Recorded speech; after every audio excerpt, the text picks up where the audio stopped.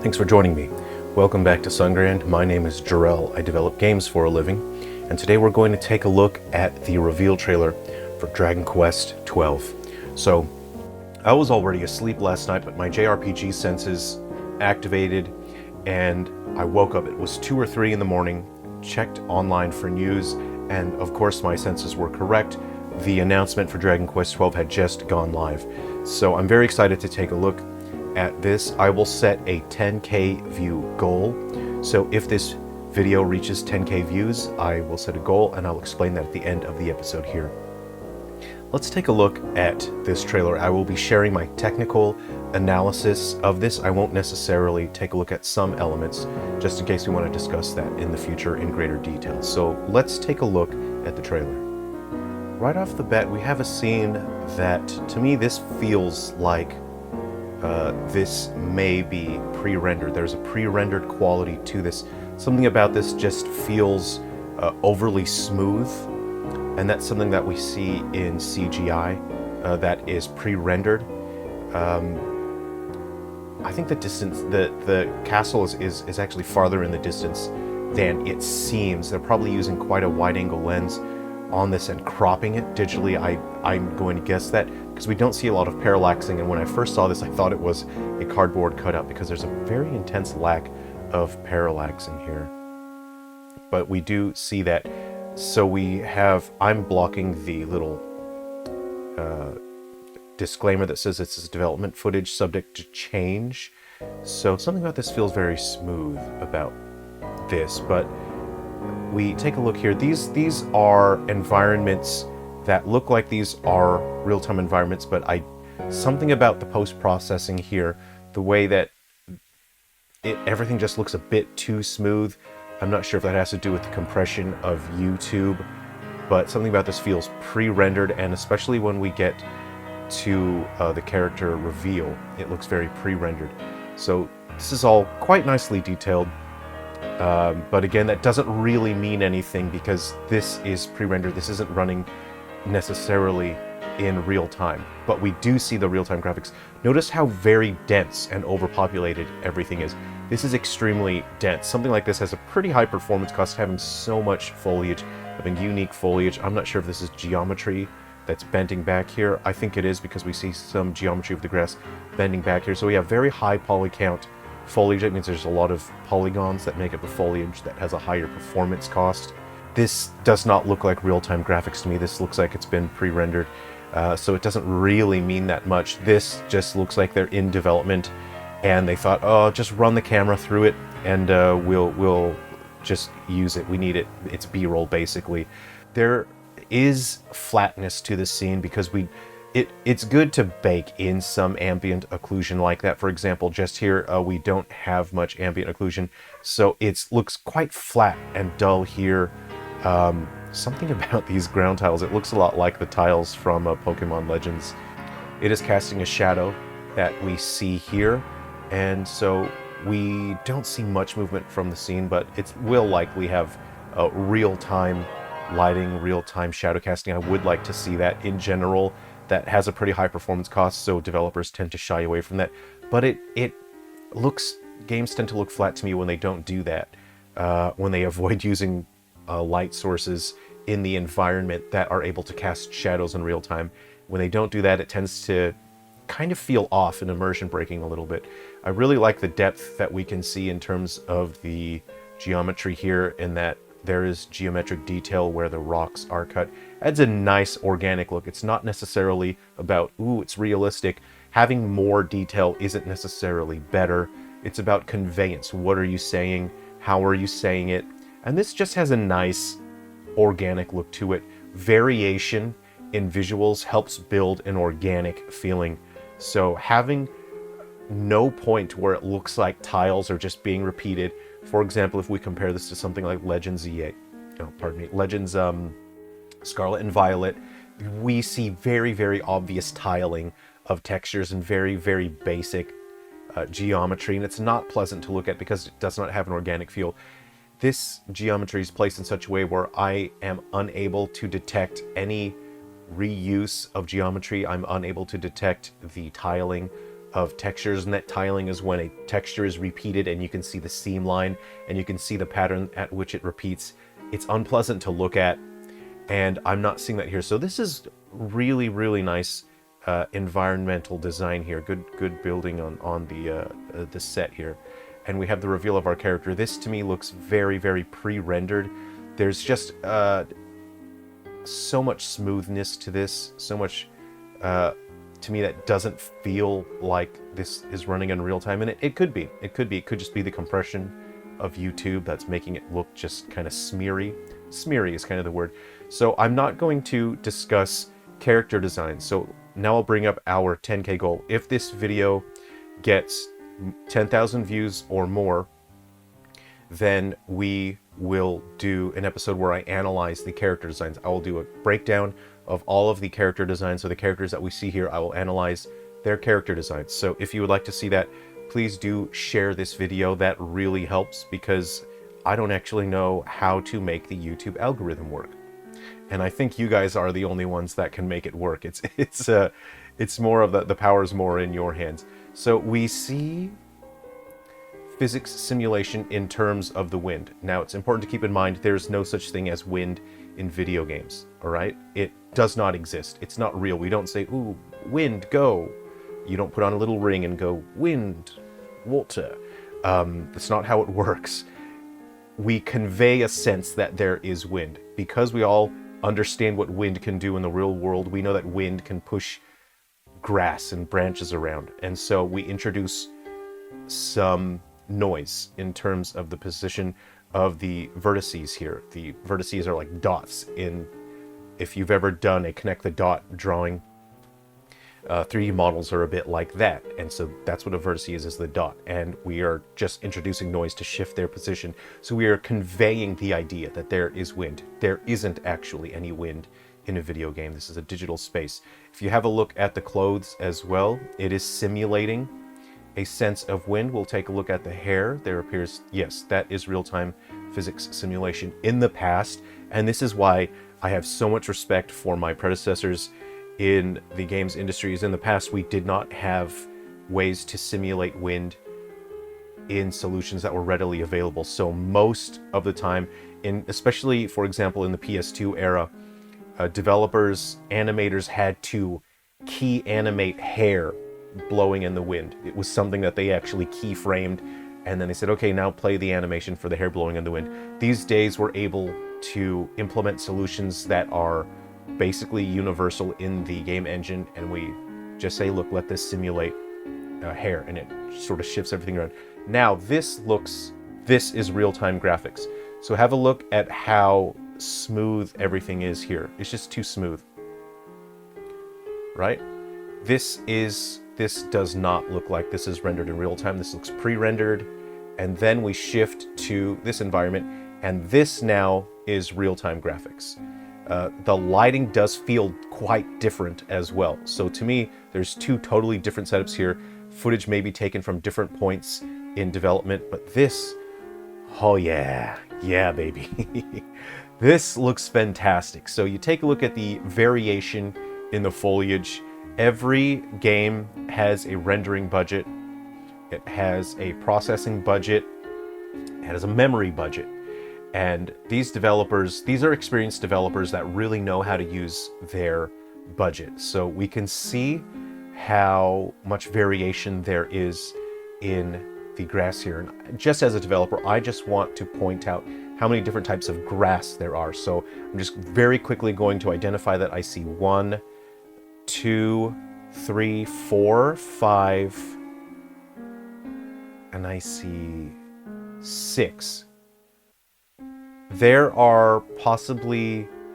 a bit taller grass, so there's a shorter grass and then there's a longer curly grass. I'm gonna say 7. There's 7 types of unique grass geometry, grass objects, 7 unique prefabs being used for just conveying the foliage on the ground here. Then we have the bushes. There's this one and there's this one. This is different, but this, those look the same.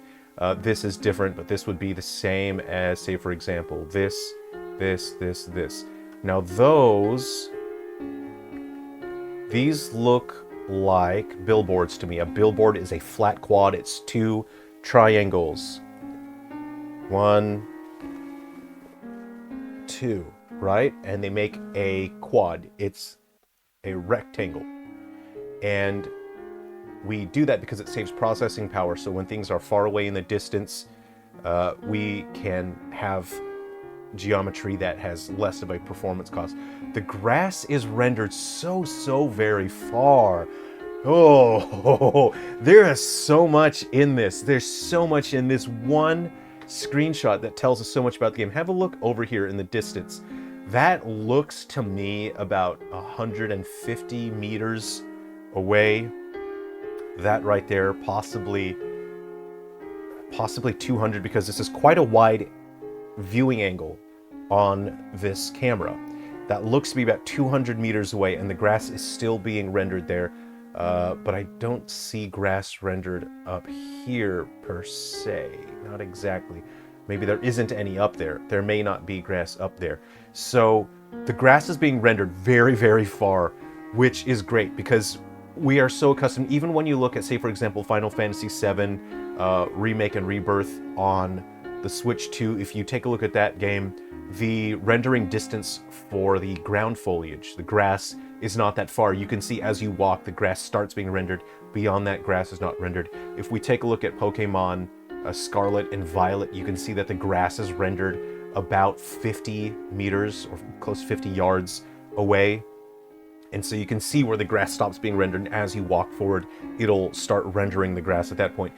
And it's immersion breaking, and it constantly takes you out of the experience. It breaks the immersion. It constantly reminds you that you're playing a video game on hardware that has real limitations, and that it's just a superficial conveyance of an idea of grass.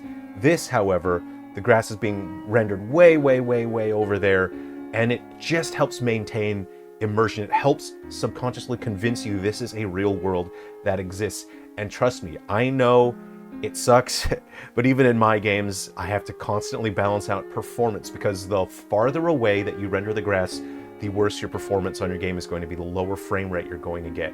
So, oh man, this looks fantastic. And of course, YouTube is going to make the compression on the video quite chonky, but this looks fantastic in real life. So we have a character there, great use of layering of verticality on the level design here, on the set design. So if we have a look at the set design here, we have a different elevation here. Now, something that I'm going to keep bringing up Scarlet and Violet, because those games were not competently built, especially when it comes to the set design or the stage design. And something that Scarlet and Violet get very wrong is they don't understand how to use verticality to keep your scene looking interesting. Boy, howdy, this is gorgeous. Oh boy, and I'm not saying that because, oh, there's so much detail density. Detailed density is keychain dangling. And detailed density is what developers rely on when they don't have the competence to build a scene with a deeper understanding of how to make something look good. I keep bringing up the concept of break the line. Break the line. The most boring thing to look at is a straight horizon with nothing breaking that line. So if you have a look, there are no lines in this scene because everything is broken up either by variation in the geometry, in verticality, or through the placement of stage objects. Have a look at where we would have flat grass. We have, as I said, I've identified 7 different foliage prefabs, so they break up the monotony of just having one type of foliage, but it also breaks up the color dynamic as well, the light, the dark, the lines that comprise each individual blade of grass. We have the bush here. This breaks up that flat area. We have the yellow grass, which breaks up the monotony of just green. That is a form of breaking the line. If we take a look at this horizon line here, that is broken up by the rocks. We have the trees breaking up the line there. If we have a look here, we have this verticality, this piece just here breaking the line. This line here is broken up by those trees. The change in the variation in elevation at this point, all breaking the line. We have the trees here at this horizon line, all breaking the line due to the variation in verticality. Fantissimo. The level design, the set design is very strong here. Just fantastic.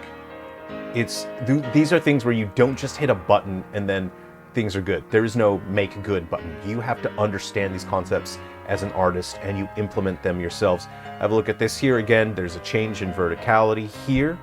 This is breaking the line. We use the tree to break this line here. Look at this adorable little friendo. Just what a fun little guy. What a fun little guy. This is a kind of unreal looking rock that I don't particularly like. It's very artificial. It's not organic looking. It's just a wet rock look that I think is kind of typical of Unreal. I hope they fine-tune that. This is not an issue that we see in Dragon Quest VII Reimagined. There are variations, at least in the rock geometry. Have a look at this rock here. Is quite different from this rock here. Really, really fantastic. Okay, we have the dunes here, and take a look at this. Again, a desert is the most difficult environment to break the line. So we have some bushes here, we have some rocks, variation in the terrain with these small pebbles here. We have the sand that fades into the cliff wall there, but you see, take a look at the cliff wall. Constantly breaking the line. Even if you take a look here, these are not just one flat straight line. They are able to catch light and then cast shadows in an interesting way that breaks the line. Take a look at this peak here, curves up, then back down, constantly breaking the line. Have a look behind this cliff wall, this brown cliff wall.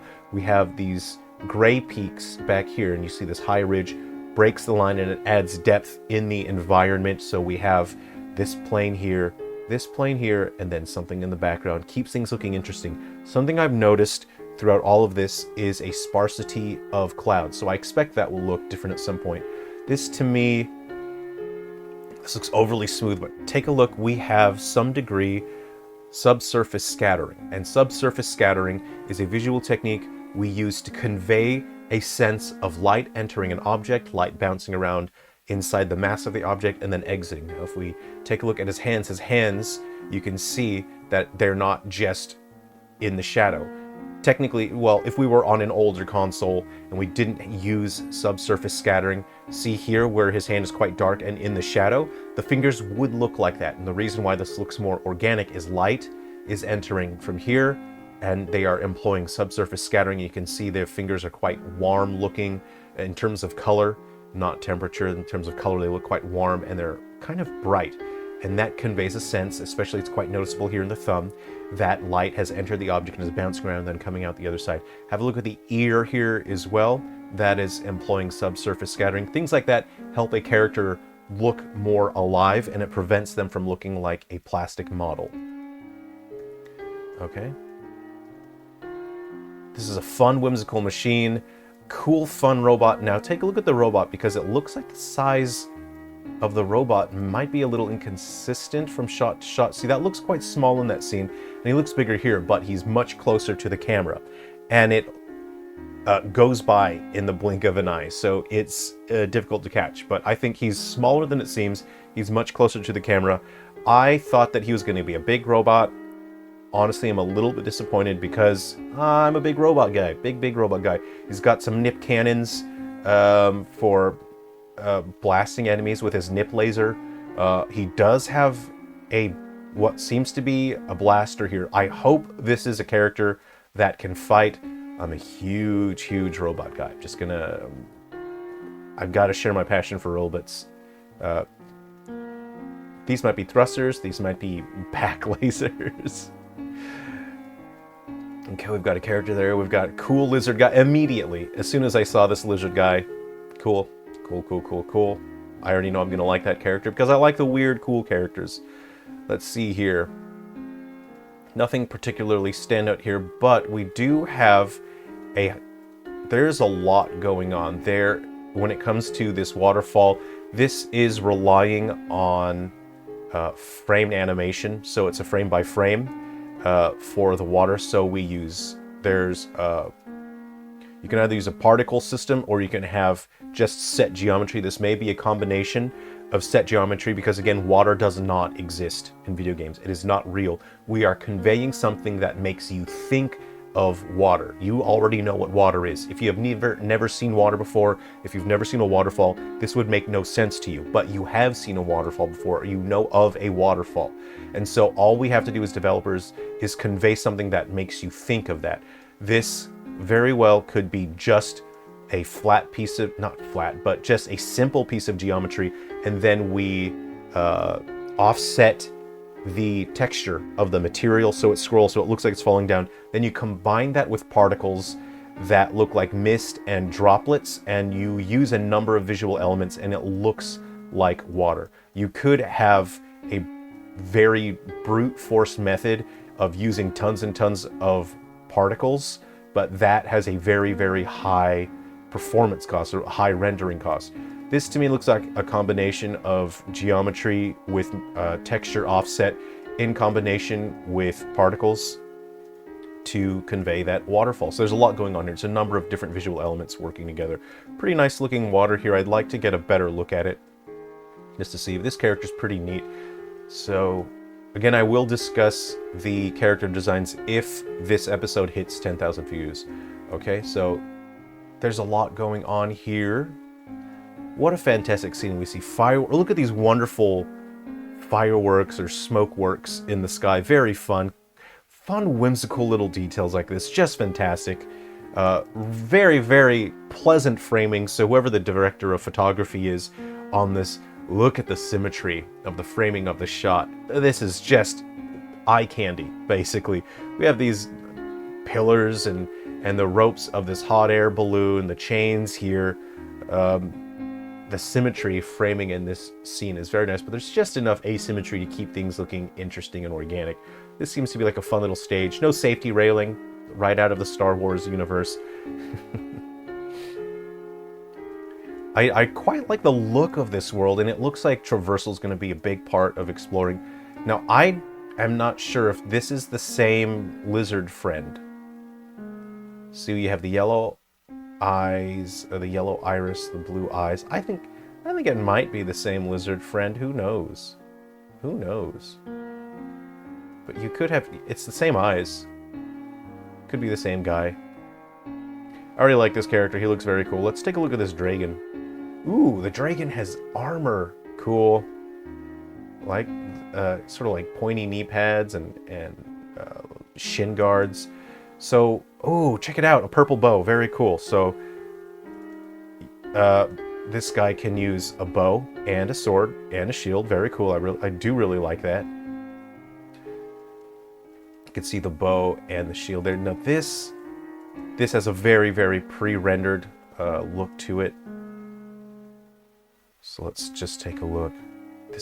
That just feels pre-rendered. This feels very pre-rendered, so this, I'm not entirely sure that's running in real time in engine, but very, very highly scripted, very, very pre-rendered, very smooth look. If you've enjoyed this, I'm interested in hearing your thoughts. This is fantastic here. Ooh, I see one little, so this is something that's just, it's something that is difficult to deal with as we rig up our characters. So we create the character models, the 3D models, and we have to rig them. Rig them means we prepare them for animation. We put bones inside their body and we can move the bones around. And take a look at the buckle here. The buckle itself is going to bend and stretch as the character moves. See the buckle bending and stretching there? That's something that takes a significant, see it bending and stretching there? That takes a significant amount of manual work to keep adjusting that so it does not do that, so it doesn't stretch and bend, and that it is only the flexible parts of the geometry that move. At the end of the day, it doesn't super matter. That this doesn't make the game better or worse, but it is something that as developers we have to decide, are we going to spend the time adjusting that? Is it worth adjusting that? Does it even matter? Does it negatively affect the end product? Those are the kind of decisions we have because we all have a limited budget and a limited time to spend on game development. So I hope this has been interesting to you. Again, if this reaches 10,000 views, then I will do a character analysis on the characters that we see here. And if you'd like to check out my latest game, that is the Hero of Destiny was killed by the final boss. And in this game, the Hero of Destiny was killed at the very beginning of the game, and you have to build a team. There's more than 50 NPCs that you can recruit, and you build a team. They all have different skills and weapons that all come together as a kind of deck builder. And because you are so underpowered, these are NPCs that don't have magic, they don't have special weapons, and you are at the very end of the game. You have to get through the final dungeon, and these characters are just not strong enough. You have to use their niche abilities in a way that's kind of like puzzle solving, and you can level them up and make them stronger as well. So if you'd like to check that out, that's available on Steam and the Switch eShop, and there is a update coming to the Android version. The Android version, you can download that entirely for free. The link will be in the description. I'm just rolling an update out for that now. That'll go live later today. Okay, thanks very much for spending some time with me today. I hope you're well. Take care of yourselves, and I'll see you around.